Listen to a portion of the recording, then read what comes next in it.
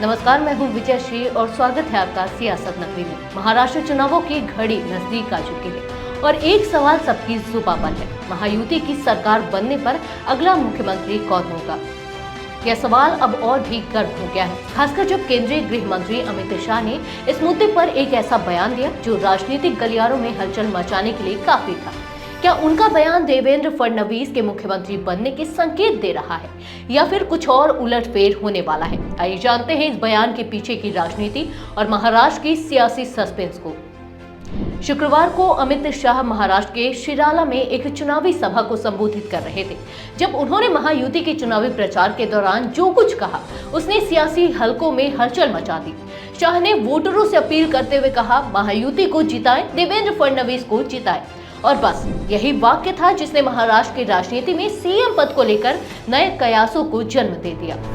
अब सवाल यह है कि क्या शाह ने जानबूझकर फडणवीस का नाम लिया या यह महज एक सामान्य बयान था। महाराष्ट्र की राजनीति के जानकार मानते हैं कि इस बयान से शाह ने महायुति में मुख्यमंत्री पद के उम्मीदवार के तौर पर देवेंद्र फडणवीस का संकेत दिया है।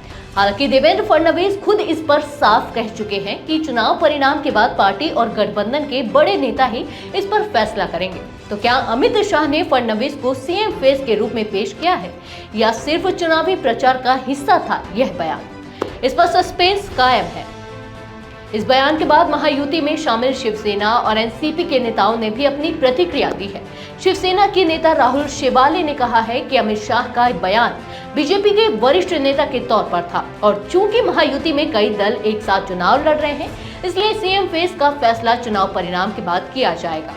शिवसेना ने इस पर ज्यादा खुलकर बात नहीं की, लेकिन इस बयान ने महायुति में अंदरूनी समीकरणों को लेकर सवाल खड़ा कर दिया है।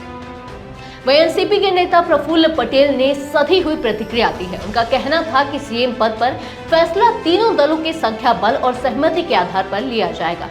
उनका यह भी कहना था कि इस मुद्दे पर अभी कोई चर्चा नहीं हुई है और यह चुनाव के बाद ही तय होगा।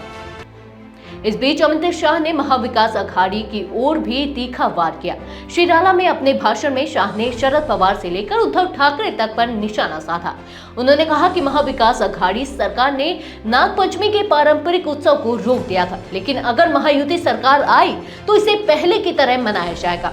शाह ने यह भी कहा कि शरद पवार चाहे जितनी कोशिश कर ले, संभाजी नगर का नाम बदला नहीं जाएगा।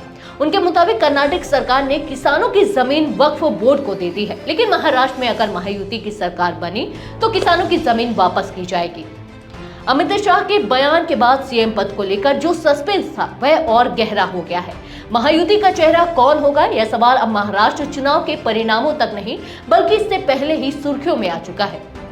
महाराष्ट्र में चुनाव की प्रक्रिया 20 नवंबर से शुरू हो रही है और 23 नवंबर को नतीजे सामने आएंगे। इसके बाद ही यह तय होगा कि महायुति के अंदर मुख्यमंत्री कौन बनेगा, एकनाथ शिंदे, देवेंद्र फडणवीस या फिर कोई और। महाराष्ट्र की सियासत में इन सवालों का जवाब अब चुनाव के परिणामों के बाद ही मिलेगा। लेकिन एक बात तो तय है कि अमित शाह के बयान ने सीएम पद को लेकर सस्पेंस को और भी बढ़ा दिया है। आप इस राजनीतिक खेल को किस नजरिए से देख रहे हैं? क्या फडणवीस सचमुच अगले मुख्यमंत्री होंगे? अपनी राय हमें कमेंट्स में जरूर बताएं और इस वीडियो को लाइक और शेयर करें। साथ ही हमारे चैनल सियासत नगरी को सब्सक्राइब करें। धन्यवाद।